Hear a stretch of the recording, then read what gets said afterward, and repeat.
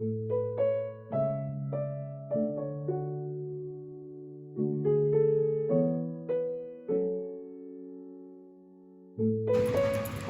morning. Thank you for coming to another YouTube presentation on backyard gardens in Wenatchee. My name is Patty. Jill Sheets from the Wenatchee Valley Museum and Cultural Center is behind the camera. And today we're standing in front of a beautiful historic property in Wenatchee, Washington on a gorgeous summer day. I'm standing with Mike Stubblefield. He's the owner of the home. And Mike's kind enough, he's going to let us take a peek in his backyard. And we're in for a real treat because Mike is a professional landscaper. He's the owner of Mountain View Irrigation and Landscaping. And Mike, thank you for doing this with us today. My pleasure. We're going to try and pick your brain, maybe get a few tips and hints on what you've done to restore this property. I understand it is on the historic register of homes in town. It has been for about 16, 17 years. Okay, well, it certainly is beautiful. Let's take a walk with Mike through the garden gate and see what he's got in store for us.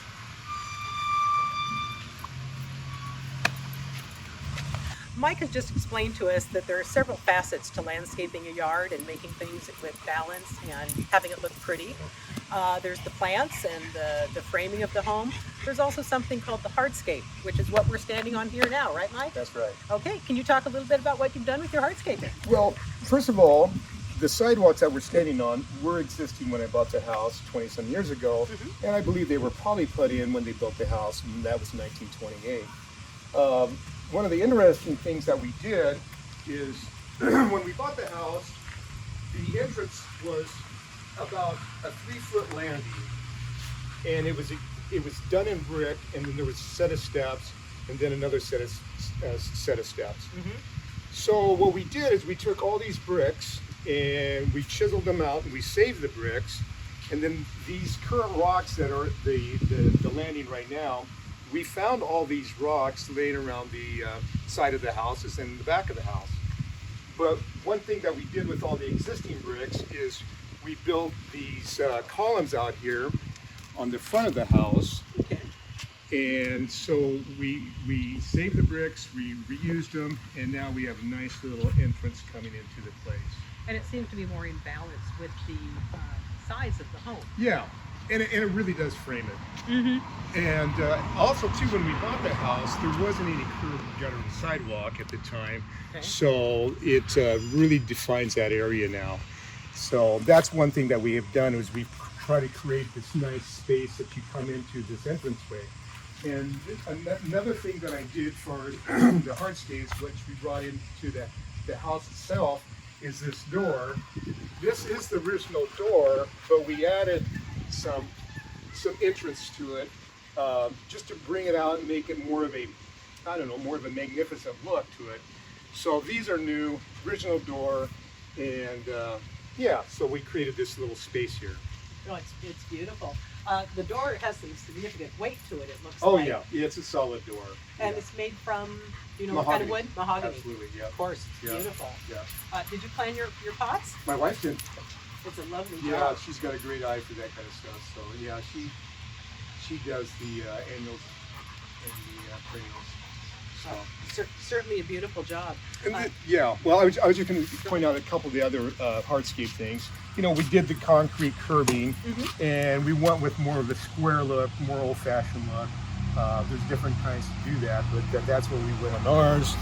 And then, as far as some more hardscape, is we built a little arbor gate that you enter to go to the backyard. So that's kind of some of the hardscapes that we did. But something else that we might as well look at while we're here is because I guess you would call it hardscaping too, is the driveway. I did something a little bit unique there. This is an existing driveway that there's a garage underneath the house. It's a double-car garage, but back in 1928, the cars were much smaller then, so the garage really isn't practical for our use. So we use it as storage. So what I wanted to do was create something that had some entrance, but still being able to go back and use the double car garage for storage and whatnot. So we built these forms and we laid the grass in and just brought something for us you know, an interest as people walking by. They could look down the driveway and see something that's a little bit different. Well, it's certainly beautiful, and most likely, if you didn't know there was a driveway here, you wouldn't recognize it as a driveway. Yeah, and then see the other thing that we did is by putting the grass in here, it really helps the water to saturate instead of running down. Absolutely. Although there is a drain at the bottom, but a lot of this just permeates down through the driveway itself. Absolutely. Well, it certainly is beautiful. I've noticed with a lot of the hardscaping here at the home, along with the landscaping, it looks like maybe things have been planned a little bit to draw the eye. Like the driveway here, you know, you follow the line, and then there's the gate. Yeah. At the end. Yeah, right. It does lead your eyes to that. Plus, the other thing, if you notice, the angle that we created here, basically the same angle as the house itself. Ah. So Okay. yeah. Okay. One of those little features Right. that you're seeing Right. that you don't know that you're Exactly. seeing, and how Right. important it could be. Yeah. Well, spectacular. Are we ready to go to the backyard? Sure. Okay. Okay, Mike, you've done a lovely tour of the front of the house. Everything, I'm just speechless. Oh, It's thanks. so pretty. And people are probably wondering, how much work goes into maintaining a landscaping such as this? Well, actually, there's not that much work that goes into it. Most everything that we have here that I've planted are plants that do not take a lot of work. I have to prune twice a year, but I don't have, right now, at this point in my life, I don't have a lot of perennials or annuals out here. I have a few, but they don't take a lot of maintenance. Mm-hmm. You know, I hit them maybe once or twice. If we have special occasions to where, you know, we'll have functions over here, we'll go through, myself and my wife, or I've got guys work for me that, you know, we'll spend maybe a couple hours just to kind of just go over the place and get the weeds out, but it's not overwhelming. The most overwhelming part of the maintenance is in the fall time because of these oak trees. Of course. That are 90 some years old. Obviously I didn't plant those. Sure. But pretty much everything else I planted. I didn't plant the big pine trees, but we planted the alpines, the spruce, and all the hedges and whatnot.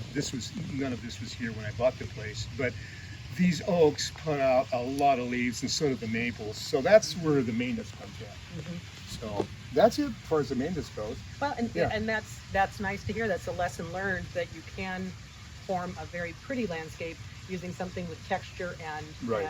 different color, not necessarily needing flowers and some of the heavier things to Yeah. work with. The other thing too that people don't really consider too much when it comes to landscaping is the character and the vintage of the house.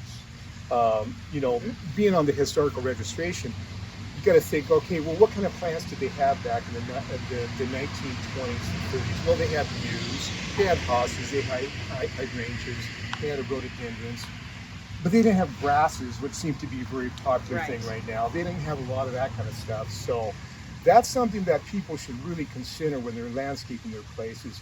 What goes with my house? Mhm. And also, too, what goes with the neighborhood? Yes. So those are both critical things to consider when you're landscaping your place. And I see there's a little vertical interest with the climbing rose here. Yeah, that's my wife. Mm-hmm. Yep. I assume when it's in blossom, it's beautiful Oh, yeah. against the dark red. Absolutely. Well, some good tips from Mike there on landscaping. As beautiful as the front yard is, the secret garden in the back that he and his wife look at every day is also gorgeous. So Mike, would you mind taking us around the back? Okay.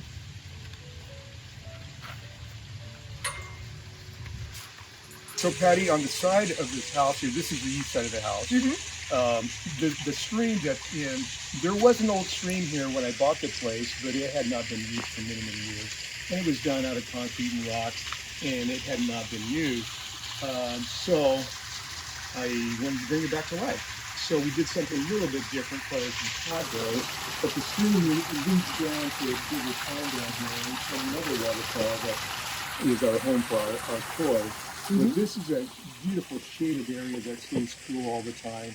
And with the water splashing, it really, you don't hear the traffic. Not very much anyway. The perfect white noise. Yeah, absolutely. Yeah. Do you find a lot more critters back there? A lot of squirrels. A lot of squirrels. Yeah, we get a lot of squirrels back here. Well, But, oak trees out front help. yeah. And occasionally we'll get a raccoon or two, but hopefully they just happen. But we haven't had anything harm our toys, so Good. yeah. Good. But anyway, most of this Vinca was here when we bought the house. I've added some hostas and a few other things, but this area, I'm kind of saving it for my retirement area because I want to do more things in here. And that's the thing about landscaping too. It's never a done deal. Right. You know, when I landscape for different people, a lot of times people would be concerned that something may get too big or harder, kind of interrupt our view. Well, when that happens, take it out and replant it.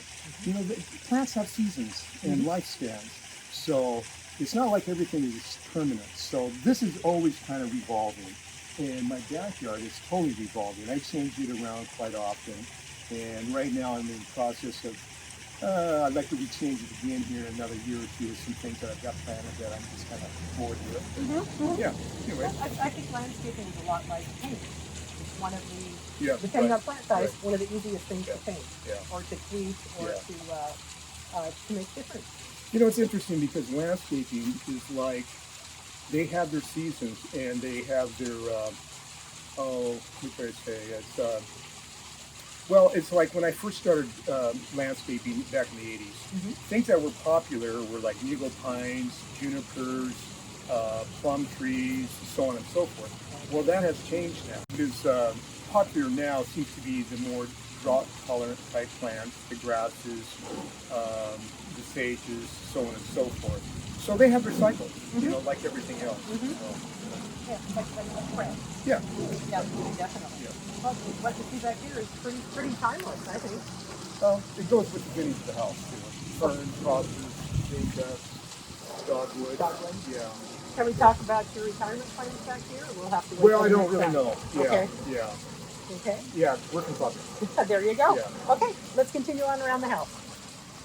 So Mike, we've come along the east side of your house with the water feature and the koi pond, and now we're looking at the back.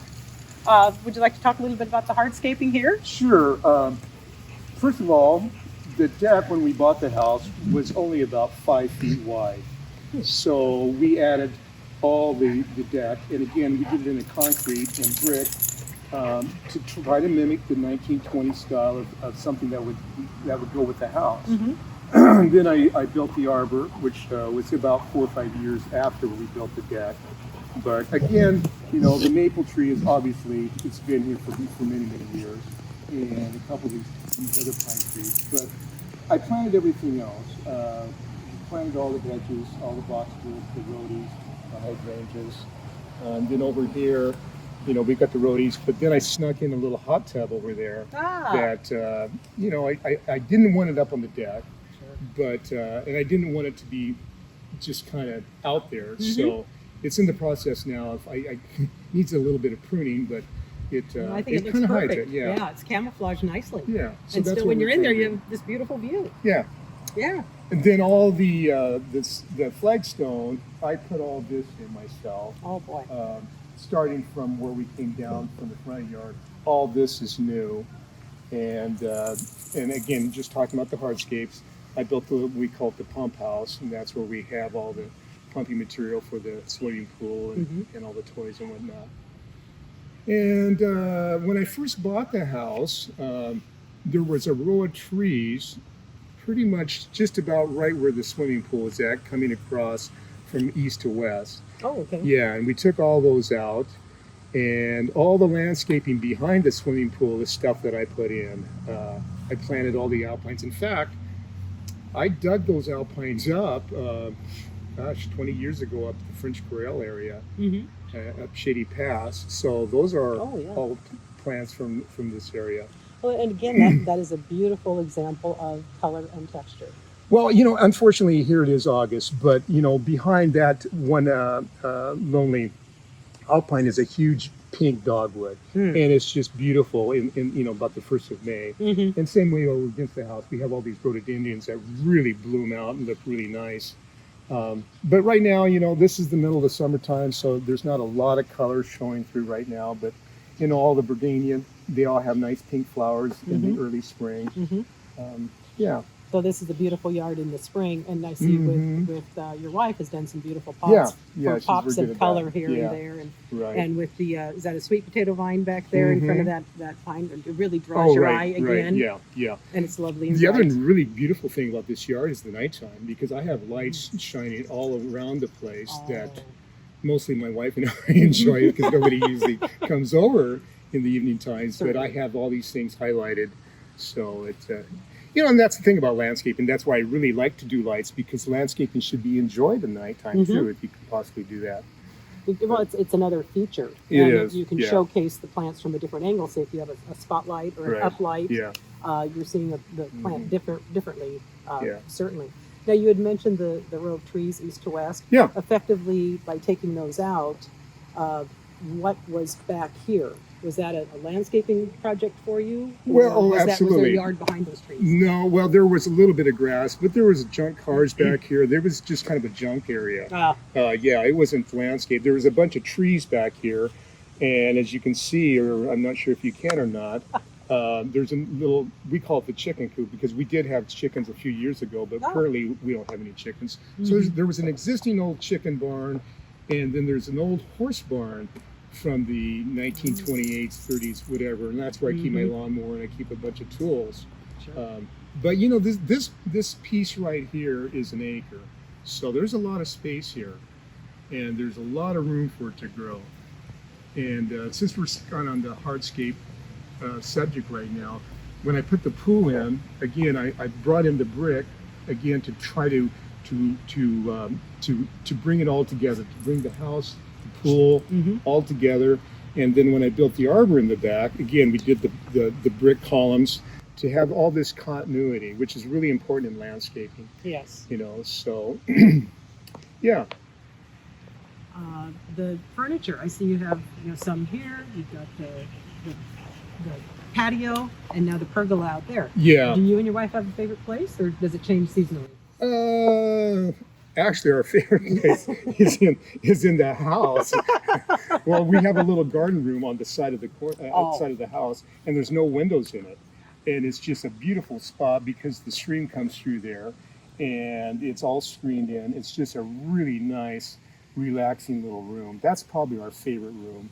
But that's the thing about landscaping too, is you want to try to create different sitting areas. So I mean, we have a sitting area over by the pond. We have a little sitting area up where the waterfall is. Of course, we have the deck, and then we have a little sitting area over here, and then we've got the sitting area over here at the swimming pool, and then we got the arbor in the back, and then around the corner you'll see a big rock bench is another little sitting area. So it's nice to create these little spaces to have these little different areas. Well, and with this lovely mature landscaping, you can pick where you want to be. If you don't want to be in the sun, you don't have to be. Right. And Yeah, you don't can have to kind of continually move. follow the shade around. Absolutely. Yeah. And I see the vintage pieces. Oh, yeah, Sharon's really into the vintage furniture. Yeah. That goes with the house, too. Well, and then they go Yeah. with the house. Yeah, Yeah. sometimes they're most comfortable. Yeah. I'm sure one question people have, and I know we already touched on it in the front yard. Talk a little bit about the maintenance involved here, because I'm sure people want to know how much time Right. you put in Yeah. back here to keep it as pretty as it is. Well, okay. For More or less. example, yeah, I have a 42-inch lawnmower. It literally takes me 12 to 15 minutes to mow this yard.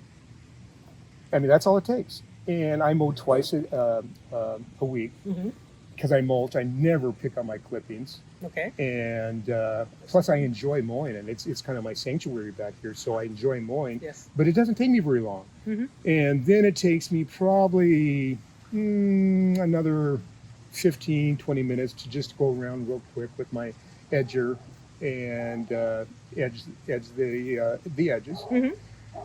Far as maintaining it on a weekly basis. But far as doing the pruning, again, it's probably twice a year that I have to come in and really get serious about the pruning. And far as staying on top of the weeds, it's kind of like maybe a once or twice a monthly type thing, which only consumes maybe a couple hours once you stay on top of it. Yes. And usually what I do is I'll come out here after the irrigation has gone through its cycle, When the ground's nice and soft, the weeds pull up real easy. Yep. But the landscaping's getting really mature to where there's not a lot of space for weeds to grow anymore. So, yeah. And I noticed too, one of your landscaping ideas is back in that shady corner in front of that pergola. I can't see what they are, but the grouping of white flowers, again, draws your eye out. Yeah, and again, most of them have bloomed out, but that's usually pretty thick with red and white flowers. But that's changed so many times over the years. I used to have a complete circle of bridal spirea all the way around, which was really gorgeous. But again, they got to be, they were just overgrown. It was their time. Yeah, so I pulled them out and then just started doing some other things. Currently, I've got some hosta back there, and then Sharon wanted some holly. So right now, I planted some holly here about 2 or 3 months ago. So they're immature hollies, right? Okay, we're going to end up here. We're out by Mike's pergola here, and we have the long view of the house. We have the beautiful view of the grasses that he had just put in, and again, these lovely trees behind. Mike, it's simply a beautiful thank you. job that you've done here. Your yard is gorgeous. Any final thoughts we can share with our YouTube people? I can't really think of anything right now. Okay. Yeah, like I say, it's just a work in progress, and I've just been so blessed to be able to have the opportunity to do it. It's a beautiful house, and I was so thankful that I was able to get this house because felt like it was meant for my wife and I.